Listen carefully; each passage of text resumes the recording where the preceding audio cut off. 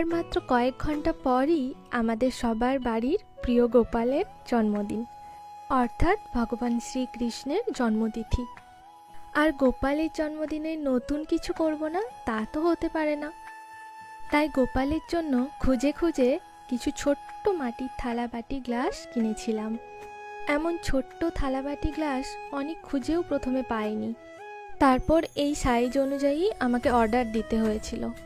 আমরা যে থালাগুলো ইউজ করি এই থালা সেটটা তার থেকে ছোটই নিয়েছিলাম, কারণ গোপালের ওই ছোট ছোট হাতগুলো দিয়ে অত বড় বড় থালায় খেতে গিয়ে ও বেচারা হিমশিম খেয়ে যেত। যদিও উনি চাইলে তো সবই পারেন। যাই হোক, প্রথমে আমি থালাবাটি গ্লাসগুলো ভালো করে ধুয়ে নিয়ে তার উপর সাদা রং করে দিয়েছিলাম। তারপর ভাবলাম অনেক তো লাল রং হলুদ রঙের ওপর কাজ করেছি, এবার তাহলে একটু নীল রঙের ওপর কাজ করি। ক্লায়েন্টরা যখন আমায় থালাবাটি গ্লাসের সেট বুকিং করে তখন তারা তাদের পছন্দ মতো রঙটা আমায় বলে দেয়, কিন্তু গোপাল তো সেরকম আমায় কিছু বলেনি, তাই আমি আমার পছন্দ মতো রঙটাই ইউজ করি। তারপরে নীল রঙের ওপর আমি ভগবান শ্রীকৃষ্ণের দুটি হাত আর ওনার প্রিয় বাঁশিটি এঁকে ফেললাম।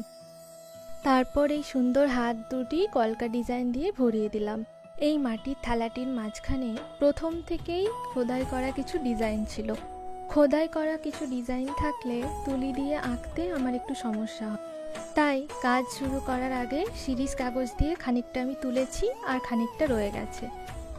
আর যেটা রয়ে গেছে ওটাকে সুদর্শন চক্র বলে চালিয়ে দেওয়াই যায়, কি বলো। এরপর শুরু করলাম ছোট্ট একটা প্লেট ডিজাইন করতে। এই প্লেটটার ওপর করব ময়ূরের ডিজাইন। মেহেন্দি দিয়ে এর আগে এরকম ময়ূরের ডিজাইন অনেকগুলো করে থাকলেও কলকা দিয়েই প্রথমবার করছি। তবে কলকা দিয়ে এই ময়ূর আঁকার আইডিয়াটা আমি পেয়েছি আমার একজন প্রিয় আর্টিস্ট সৌমির লাইভ দেখে। আপনারা আপনাদের বাড়ির ছোট্ট গোপালকে কেমন সাজিয়েছেন তার ছবি অবশ্যই আমাকে কমেন্ট বক্সে দিয়ে যাবেন। ছোট্ট গোপালের সাজ দেখতে কার না ভালো লাগে বলুন।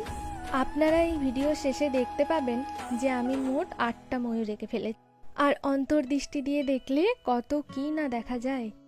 আমি সমস্ত কাজ কমপ্লিট করার পর দেখলাম ভগবান শ্রীকৃষ্ণ মাঝে নিজের প্রিয় বাঁশিটি বাজাচ্ছেন, আর ওনার চারপাশে ওনার অষ্টসখী ময়ূর রূপে এই ভরা বর্ষায় সেই স্নিগ্ধ বাঁশির সুরে নেচে বেড়াচ্ছেন। আর বেশি কথা বলবো না, আপনারাও সেই সুন্দর দৃশ্যটি উপভোগ করুন।